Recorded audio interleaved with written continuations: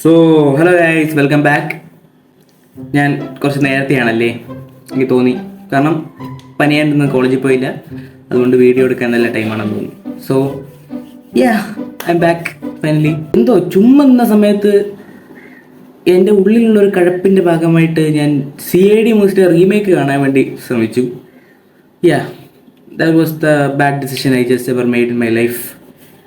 ഈ അടുത്ത കാലത്ത് ദിലീപിൻ്റെ റീമേക്ക് നിൽക്കുമ്പോൾ നമുക്ക് ആദ്യം ഓർമ്മ വരുന്ന ഒരൊറ്റ മുഖേ കാണത്തുള്ളത് ഇങ്ങനെ മുഖം. അത് തന്നെയാണ്. യെസ്, ജഗ്ഗേഷ് അണ്ണാച്ചിയുടെ ഈ ഒരു പണ്ണലും കൂടെ നമുക്കൊന്ന് കണ്ടു കളയാം. കാരണം മൈ ബോസ് നിങ്ങൾ കണ്ടതാണല്ലോ. ദിലീപിൻ്റെ ഒട്ടുമിക്ക എല്ലാ നല്ല സിനിമകളും ഇങ്ങനെയാണ് കൊണ്ടുപോയി തൊലച്ചിട്ടുള്ളത്. ഉദാഹരണത്തിന് my boss, Kunjikoonan, CID Moosa, പിന്നെ ഏതൊക്കെയോ സിനിമകളുണ്ട്, എനിക്ക് കറക്റ്റായിട്ട് ഒന്നും ഓർമ്മ കിട്ടണില്ല. ഏതൊക്കെയോ നല്ല ബോഡി ഗാർഡ്, അതുപോലത്തെ നല്ല നല്ല സിനിമകൾ ഇയാളാണ് കൊണ്ടുപോയി തൊലച്ചിട്ടുള്ളത്. സോ ഞാൻ CID മൂസ കണ്ടു. CID ഈഷ, ഇങ്ങനെ ഒറിജിനൽ പേര് അതിൻ്റെ നീളത്തിന് എന്ത് വലിയ പേരൊക്കെ ഉണ്ട്, അതൊന്നും എന്നെ കൊണ്ട് പഠിക്കാനൊന്നും പറ്റിയില്ല. സോ നമുക്ക് ഈഷ വെച്ച് അഡ്ജസ്റ്റ് ചെയ്ത് പോവാം. സിനിമയുടെ തുടക്കത്തിൽ തന്നെ നമ്മൾ മറ്റേ ജെയിംസ് ബോണ്ട്, ഇൻപെറ്റോ, ഷെർലക് ഹോംസ്, ഇൻചെറ്റോ എന്ന് പറഞ്ഞ നല്ല അടിപൊളി പാട്ടിലൊക്കെയാണ് ദിലീപേട്ടൻ്റെ എൻട്രി.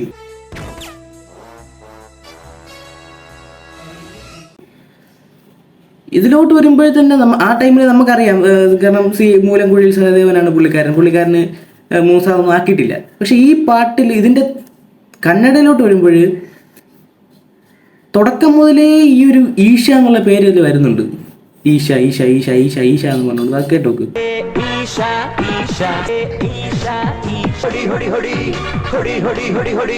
നല്ല ഉഗ്രൻ ലിറിക്സ് ആണ്. അങ്ങനെ വെടി എന്നൊക്കെ ഉണ്ട് അതിനകത്ത്. സിനിമയിലെ നായകനായ ദിലീപേട്ടനെ പോലെ തന്നെ ഏറ്റവും ഇമ്പോർട്ടൻസ് ഉള്ള രണ്ട് ക്യാരക്ടേഴ്സാണ്. ഒന്ന് അർജുനും, ഒന്ന് മറ്റൊരു പേര് പറഞ്ഞില്ല, ഡോഡ്ജ് ചാർജർ എന്നാണ് അവൻ്റെ പേര്. അതായത് നമ്മളെ മൂസക്കാർ. ഇവർ രണ്ടുപേരും ചിലവ് നല്ല വൃത്തിയെ വെട്ടി കുറച്ചിട്ടുണ്ട്. ജർമ്മൻ ഷെപ്പേർഡിന് പകരം ഒരു ലാബിനെയും വെച്ച് ഈ ഡോഡ്ജ് ചാർജറിന് പകരം ഒരു പത്മിനിയെ പെയിന്റ് അടിച്ച് മഴവിലാക്കി കൊണ്ടുവച്ചിട്ടുണ്ട്. ഗേ മൂസക്കാർ. തുടക്കം തന്നെ ക്ലൈമാക്സിനെ പറ്റി പറയണ മോശമായതുകൊണ്ട് നമുക്ക് എൻ്റെ മിഡിൽ പിടിച്ച് വരാം. നമ്മൾ ഈ തൊരപ്പം കൊച്ചുണ്ണീര ആ ഒരു ഇൻട്രോ സീനിൽ, തൊരപ്പം കൊച്ചുണ്ണി നമുക്കറിയാം ആ ഒരു ഊഞ്ഞാലിൽ കിടന്നാണ് വരുന്നതെങ്കിൽ നമുക്കറിയാം കന്നഡക്കാരന്മാർക്ക് കുറച്ചൊക്കെ മാജിക്കൽ പവേഴ്സ് ഉണ്ട്. നമുക്ക് അവരുടെയൊക്കെ പഴയ ഫിലിംസ് കൊണ്ട് അറിയാൻ പറ്റും. അതുപോലെ ഇയാളുടെ പേര് ഞാൻ മറന്നുപോയി, എന്താണെന്ന് എനിക്ക് ഓർമ്മയില്ല. ഈ തൊരപ്പം കൊച്ചുണ്ണി, കന്നഡയിലെ തൊരപ്പം കൊച്ചുണ്ണി എയറിൽ ഇങ്ങനെ ഫ്ലോട്ട് ചെയ്ത് നിൽപ്പുണ്ട്. ഞാൻ പറഞ്ഞില്ലേ സൂപ്പർ പവേഴ്സ് ഒന്നും പറയാൻ പറ്റില്ല. അത് കഴിഞ്ഞ് എനിക്ക് അതിനെപ്പറ്റി ആലോചിക്കാൻ പോലും വയ്യ. ദിലീപിൻ്റെ വീട്ടിൽ കയറി ഈ തൊരപ്പം കൊച്ചുണ്ണി ഒളിച്ചിരിക്കുന്ന ഒരു സീനുണ്ട്. ബക്കറ്റിൻ്റെ അകത്ത് കയറി എന്നിട്ട് തല ഇങ്ങനെ കവർ ചെയ്തുള്ള സീൻ. ഇതിലോട്ട് വരുമ്പോൾ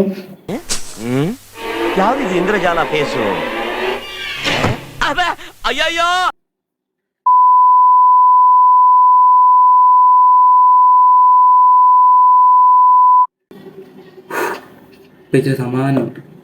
പിന്നെ ദിലീപയുടെ SI ടെസ്റ്റിന് പോകുന്നൊരു സീനുണ്ട്. അതിൽ ദിലീപേട്ടനെ കഷ്ടപ്പെടുത്താൻ വേണ്ടി മറ്റേ എണ്ണയിട്ട പൈപ്പിൻ്റെ മുന്നിൽ ഇങ്ങനെ വലിച്ചു കയറ്റുന്ന ഒരു സീനൊക്കെ ഉണ്ട്.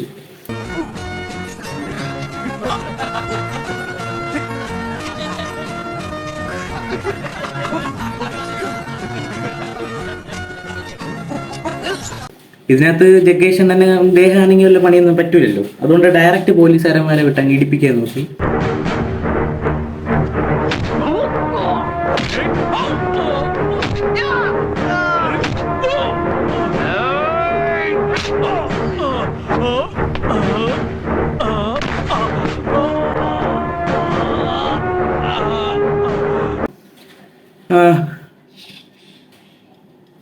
ഇടിയുള്ളവന്മാരെ സമ്മതിക്കണം കേട്ടോ. ഈ ജഗ്ഗേഷൻ്റെ അഭിനയം ഒരു ഭാഗത്താണെങ്കിൽ ഈ ഡബിങ് ഉണ്ടല്ലോ, അതാണ് നമ്മൾ ഈ അപ്രിഷ്യേറ്റ് ചെയ്യേണ്ട കാര്യം. പിന്നെ ഈ അണ്ടർ 18 ആയിട്ടുള്ള ആൾക്കാരൊന്നും ഈ ഒരു വീഡിയോ കാണാൻ നിൽക്കണ്ട. കാരണം പുള്ളിക്കാർ ഇതിനകത്ത് ഇച്ചിരി ഹോണിയാണ്.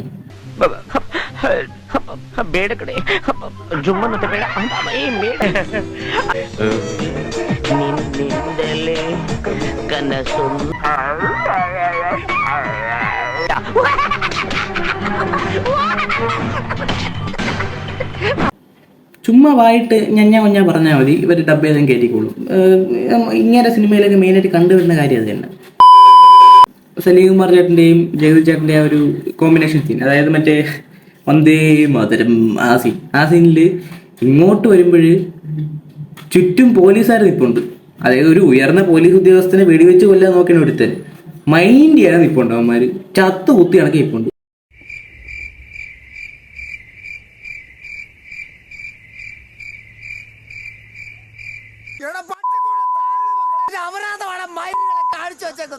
സംഭവം ഇങ്ങനെ ഒരു അലവലാതെ ടൈപ്പ് ആണല്ലോ. സോ ചാവുന്നെങ്കിൽ ചത്തോട്ടെ വിചാരിച്ചായിരിക്കും.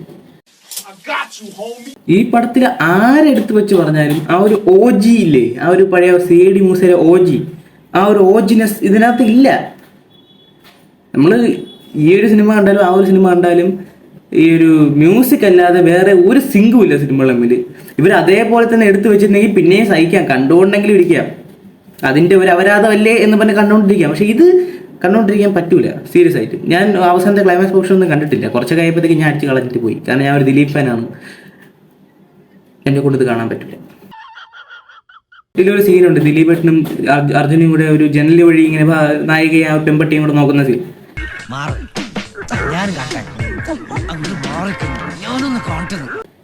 ഇതിലോട്ട് വരുമ്പോഴ് ഇങ്ങനെ ജനലിൽ കൂടെ നോക്കി കൊതി വിടുക.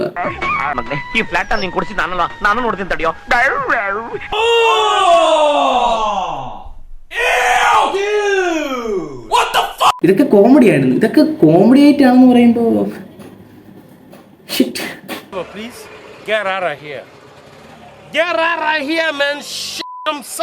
പിന്നെ മൂസക്കാരനെ പറ്റി പറയുകയാണെങ്കിൽ ക്ലൈമാക്സ് പോർഷനിലാണ് ഈ ഒരു മൂസക്കാർ കൂടുതലായിട്ടും കാണിച്ചിട്ടുള്ളത്. ഇത് മൂസക്കാരെന്നും പറയാൻ എന്നെ കൊണ്ട് വയ്യടേ, അതിന് വേറെ വല്ലതും എന്ന് പറയാം.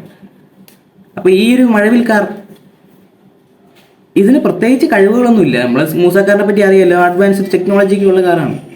പക്ഷെ ഇതിന് പ്രത്യേകിച്ച് കഴിവുകളൊന്നും ഞാൻ കണ്ടില്ല. ഇതേപോലെ കുറേ പെയിന്റുകൾ വാരി അങ്ങോട്ടും ഇങ്ങോട്ടും അടിച്ചേക്കണമെന്നല്ലാതെ വേറെ ഒരു ഗുണം ഇതിനകത്തില്ല. ആ ഒരു നല്ല ഒരു നമ്മളെ എപ്പോൾ കണ്ടാലും നമ്മളൊരു ഐക്കോണിക് ചേസ് സീനാണ്, കാർ ചേസ് സീനാണ്. ഇത് ഇനി ഒരു സിനിമയ്ക്കും വെല്ലാൻ പറ്റാത്തൊരു കണക്കിനുള്ള ഒരു കാർ ചേസ് സീനാണ് CID മൂസയിലുള്ളത്. ഇതിനകത്ത് അങ്ങനെയൊന്നുമില്ല. ഇതിനകത്ത് ഒരു കാർ പോകുന്നു, ചുമ്മാ പോലീസുകാരെല്ലാം കൂടെ ബാക്കായിട്ട് ഓട്ടിക്കുന്നു, അത്രേ ഉള്ളൂ. പിന്നെ ഇതിനകത്ത് തന്നെ ഹരിശ്രീ അശോകൻ പ്ലേറ്റ് എടുത്തെറിയുന്ന സീനുണ്ട്. കന്നഡയിലെ ഹരിശ്രീ അശോകൻ പ്ലേറ്റ് എറിയുമ്പോൾ 2 കപ്പിൾസിന്റെ ദേഹത്ത് ഈ പ്ലേറ്റ് ഒന്ന് വീഴും. അതായത് ഇവർ ഐസ്ക്രീം കുടിച്ചോണ്ടിരിക്കുകയാണല്ലോ. ആ പ്ലേറ്റ് വന്ന് വീണ ദേഷ്യത്തിൽ ഇവൻ അവളെ മുഖത്ത് ഈ ഐസ്ക്രീം വെച്ചത്തേക്കും. എന്നാലും ആ പ്ലേറ്റിനുള്ള ദേഷ്യം അവളുടെ അടുത്ത് കാണിച്ചാൽ മോശമായിപ്പോയി. പിന്നെ എന്താണ്ടാക്കിയോ ക്ലൈമാക്സിൽ ഇത് കാണിച്ചിട്ട് അങ്ങ് പോകും. ഞാൻ പറഞ്ഞില്ലേ, ഞാൻ ബാക്കി ഫുള്ളും സിനിമയിൽ നിന്ന് കണ്ടിട്ടൊന്നുമില്ല. നിങ്ങൾക്ക് കാണാൻ താല്പര്യമുണ്ടെങ്കിൽ നിങ്ങൾ കയറി കണ്ടു നോക്കാം. എത്ര പേരത് കണ്ട് വിജയിച്ചു എന്നുള്ളത് എൻ്റെ കമൻറ്റ് ബോക്സിൽ പിന്നീട് എപ്പോഴെങ്കിലും ഒന്ന് ഇട്ടാൽ മതി. ഞാൻ അത് എന്തൊക്കെയാലും റിപ്ലൈ ഇട്ടേക്കും. പിന്നെ അർജുന് അപകടം പറ്റുന്നൊരു സീനുണ്ടല്ലോ. ഈ സീൻ ഇതിലോട്ട് വരുമ്പോഴും നമ്മുടെ ആ ഒരു പാട്ടില്ലേ, ആ ഒരു തീപ്പൊരി പമ്പരം പരത്തി വിടാം എന്നുള്ളൊരു പാട്ടില്ലേ, ഈ പാട്ടിലും ക്രെഡിറ്റ് ഈശയ്ക്ക്. എൻ്റെ പൊന്നച്ചായ, നിങ്ങളിപ്പോൾ മറ്റേ ഇതിലാണെന്ന് എനിക്കറിയാം, രാഷ്ട്രീയത്തിൽ എങ്ങാണ്ടാണെന്ന് എനിക്കറിയാം. നിങ്ങൾക്ക് ഈ തീരുമാനം കുറച്ച് മുന്നേ എടുത്തിട്ട് ഈ പടങ്ങളേക്കൊന്ന് വെറുതെ വിട്ടുകൂടായിരുന്നു. മൂലക്കുഴിയിൽ സഹദേവനിൽ നിന്ന് മൂസയിലേക്ക് എത്തുന്ന ആ ഒരു സീനുണ്ടല്ലോ, ആ സെയിം സീൻ ഇതിനകത്ത് അതേപോലെ തന്നെ ഉണ്ട്. പക്ഷെ ആ ഒരു സീനിന്റെ പ്രശസ്തി എനിക്ക് ഇതുവരെ മനസ്സിലായിട്ടില്ല. ഫോർ എക്സാമ്പിൾ, സിനിമയുടെ തുടക്കം തൊട്ട് അവസാനം വരെ ഈശ എന്നുള്ള വാക്ക് ഉപയോഗിക്കുന്നുണ്ട്. പിന്നെ പുതിയൊരു വാക്ക് കണ്ടുപിടിച്ചു എന്ന രീതിയിൽ ഈ ഒരു പോർഷനിൽ ആ ഒരു പേര് കൊണ്ടിടേണ്ട കാര്യമുണ്ടോ? എൻ്റെ പൊന്നു ബ്രോ, യു ഹാവ് നോ കഴിവ്. ഓക്കെ, ഒരു ദിലീപ് സിനിമയെ റീമേക്ക് ചെയ്യാൻ കണക്കിനുള്ള കഴിവൊന്നും ഇങ്ങേരിക്കില്ല. ഓക്കെ, ഞാൻ ഇപ്പോൾ ഒരു ഉദാഹരണം പറയുകയാണെങ്കിൽ, എനിക്ക് ആ കൂടെ ദിലീപേട്ടൻ്റെ ഒരു സിനിമ റീമേക്ക് ചെയ്തിട്ട് ഇഷ്ടപ്പെട്ടിട്ടുണ്ടെങ്കിൽ അത് കാവലൻ തന്നെയായിരിക്കും. പിന്നെ കുഞ്ഞിക്കുവനും എനിക്ക് ഇഷ്ടപ്പെട്ടൊരു ഒരു റീമേക്ക് തന്നെയായിരുന്നു. പക്ഷേ ഈ 2 ഫിലിമിലും നമുക്ക് എടുത്തു വെച്ച് നോക്കിക്കഴിഞ്ഞാൽ അറിയാം, ദിലീപിൻ്റെ ആ ഒരു ലെവൽ എത്തിയിട്ടില്ല. സൂര്യ ആയാലും വിജയ് ആയാലും ദിലീപിൻ്റെ ആ ഒരു ലെവൽ എത്തിയിട്ടില്ല. ഞാൻ ഒരു ഫാൻ ആയതുകൊണ്ട് പറയില്ല, നിങ്ങൾ ഏതൊരു മലയാളി എടുത്ത് ചോദിച്ചാലും നിങ്ങൾക്കായാലും അതറിയാം, ആ ഒരു ലെവൽ എത്തൂല. പിന്നെ എന്തിനെ ഇങ്ങനെ കൊണ്ടുവച്ചാൽ കാസ്റ്റ് ചെയ്തത് എനിക്കൊരു പിടുത്തമില്ല. 2003 CID മൂസ ഇറങ്ങിയത്. ഈ CID ഈശ എന്ന് പറഞ്ഞാൽ അവരത് ഇറങ്ങിയത് 2013 തോന്നുന്നു. 2013 ഇറങ്ങിയത്. നിങ്ങൾക്ക് ചിലപ്പോൾ വിശ്വസിക്കാൻ പാടായിരിക്കും. കാരണം ഏതൊരു ആളുടെ ഇത് ഈ 2 സിനിമയും കാണാത്ത ഒരാളുടെ കൊടുത്തു കഴിഞ്ഞാൽ CID ഈശ ആദ്യം ഇറങ്ങിയെന്നേ വിചാരിക്കൂ. കാരണം 2003 ഇറങ്ങിയ സിനിമയ്ക്ക് 2013 ഇറങ്ങിയ സിനിമയെക്കാളും ക്വാളിറ്റി ഉണ്ട്. VFX എന്നൊക്കെ പറഞ്ഞു കഴിഞ്ഞാൽ വാ സീന്. ഇത്രയൊക്കെ മതിയാണ്, എനിക്ക് വയ്യ നീ ഇതിൽ കൂടെ പറഞ്ഞ് ചുമ്മാ. എന്തൊക്കെയായാലും മോഹൻലാൽ ഫാൻസിന് വേണ്ടി ഞാൻ ഒരു സർപ്രൈസ് ഉടനെ വരുന്നുണ്ട്. നമ്മുടെ ഗോഡ് ഫാദറിൻ്റെ റോസ്റ്റ് വീഡിയോ ചെയ്തുകൊണ്ടിരിക്കുകയാണ്. സോ ഉടൻ തന്നെ അത് നിങ്ങളിലേക്ക് എത്തും. I won't disappoint you guys. So, bye.